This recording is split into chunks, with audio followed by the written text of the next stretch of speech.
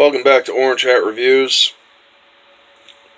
So, yesterday and today I am seeing a lot of division in the Fandom Menace.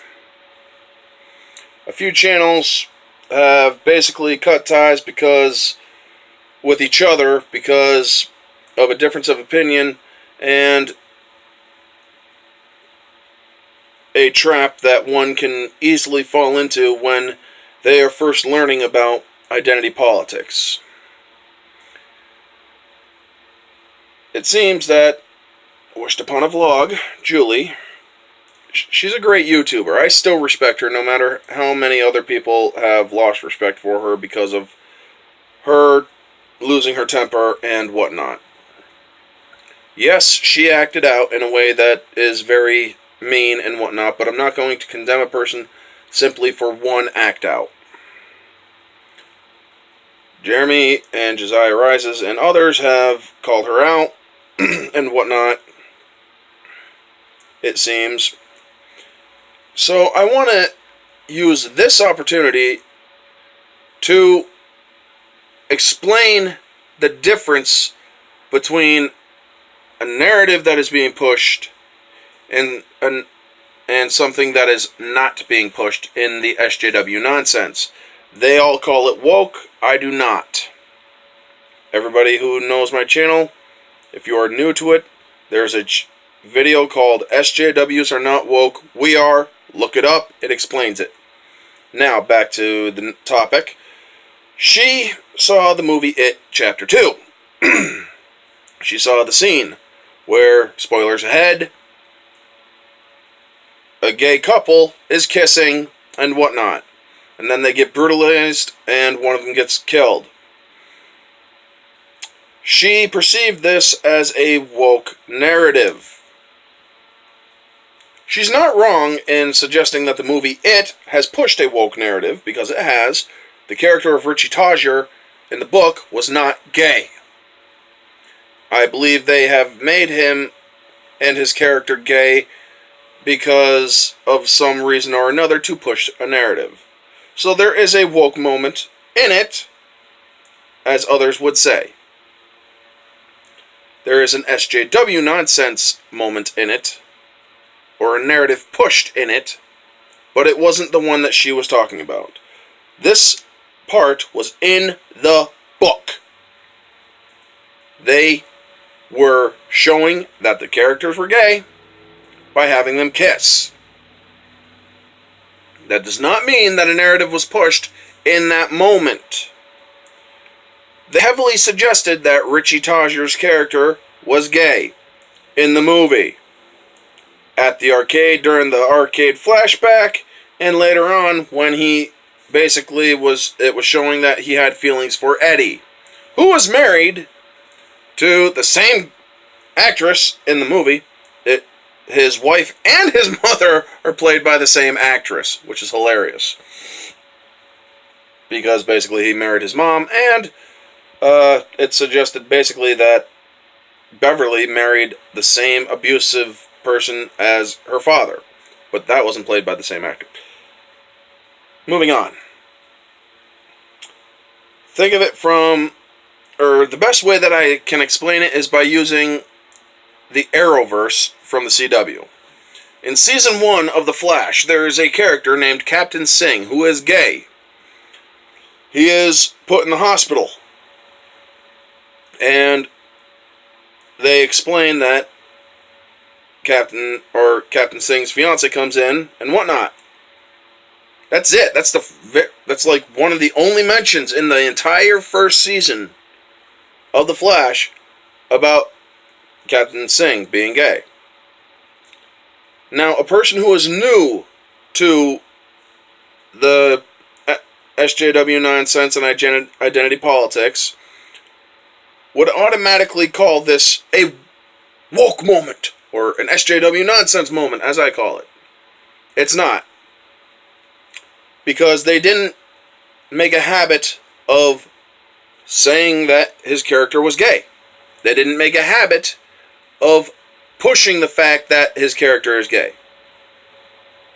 All they did was mention it, move on. They didn't continuously remind people. That is pushing a narrative. So, basically, take another show from the Arrowverse, Arrow, where there is a character called Mr. Terrific. And his name is Curtis, I believe, or his real name is Curtis in the show. Every 20 minutes, basically, in the episodes where he was introduced and moved along, he was reminding everybody that he was gay. It was all there, basically, and this and that. Now, yes, people who have seen it and are diehard fans will point out, well, there was Sarah Lance, and she was bisexual. Yes, she was. But guess what? They didn't push that narrative. All they pushed was she liked Ollie, she had sex with Ollie. Then there was Nyssa, and she was Nyssa's former flame. Yes, later episodes did start pushing that narrative, and that's why it went downhill, in my opinion. That is an example of pushing a narrative. There's also Captain Marvel, which is a good example of a narrative being pushed. Feminism, I'm a woman, all this crap, yada yada yada. That's a good one. Alita Battle Angel. There was a lot of inclusivity. There was Muslims, there was freaking African Americans, there were Asians, there was all of that stuff. But they didn't make it a habit of saying, I'm this, I'm that, I'm this, I'm that, I'm this, I'm that. They just simply said a lot of people came from around the world and came here to this area under Zalem. That was it. There was nobody making a habit of pointing out, oh, I'm black, or I'm this, or I'm that, and whatnot. There was no oppression. There was none of that narrative being pushed. That's why I said Alita is a damn near perfect movie. There was a little bit of acting hitches here and there, but that was about it.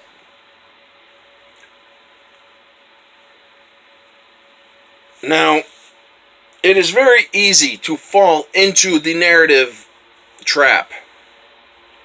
I believe that Julie may have done that. I believe that she may have mistaken one moment in the movie for a woke moment, or an SJW nonsense moment, where it wasn't. But she is right to say that It Chapter 2 had an identity politics SJW nonsense moment. It just was the wrong one that she identified with. Now, do I believe that they should be continuously throwing shade at each other and whatnot? No. As a member of the community, I should make it clear, I have a family that is very drama-driven, basically. Family members that don't want to talk to each other because of ego or this or that and whatnot. So I basically mediate my family a lot. I am the middle ground. I basically tell you, both of you, shut up, hear both sides of the argument, and then try to find the common ground. And if you're being stupid for ego, you both need to put it on hold and get along. That's basically my family family when it comes to me. So I'm basically going to say this to Geeks and Gamers, Josiah, Julie, all three of you. Calm your hemorrhoids. Reevaluate things. And you might find this was just simple misunderstanding. Yes, she went hard after you guys. She called a lot of us cowards. But I'm not going to fault her because she made a mistake.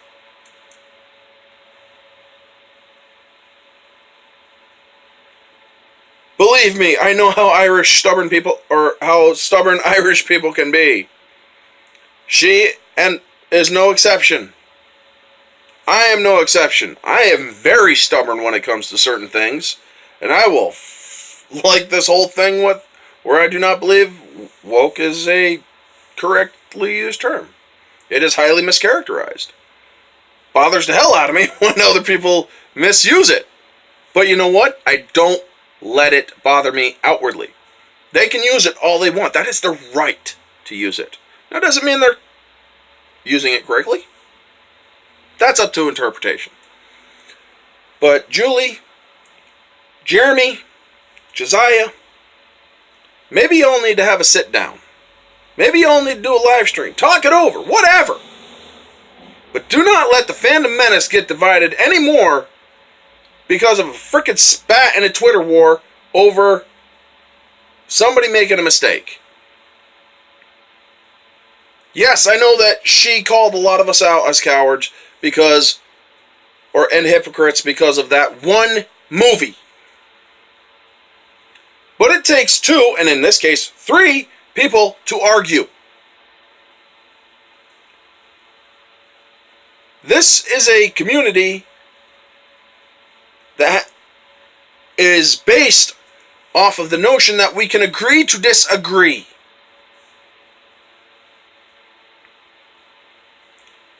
And it sucks that she has reacted in a very extreme manner. Yes, she is at fault for that. But like I said, it takes 2 or more people to argue. Explain things instead of just arguing over things and saying one person is an idiot, and another person is a hypocrite, and whatnot. I look up to all 3 of you. You guys were inspirations that got me into doing my channel.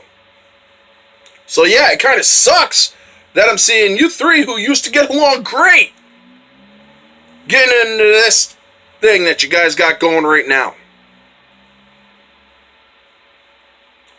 That's the video. Y'all know the drill. I'm not even going to do the outro. But I am going to close with this one thing. You have common ground. You already have established that. Talk things over. Don't get huffy. Don't get pissed. Take some time, all 3 of you, to reflect. And anyone else who was on the whole Twitter war thing, take some time to reflect. That movie, It Chapter 2, did have identity politics into it. It was just not the part that she went off on.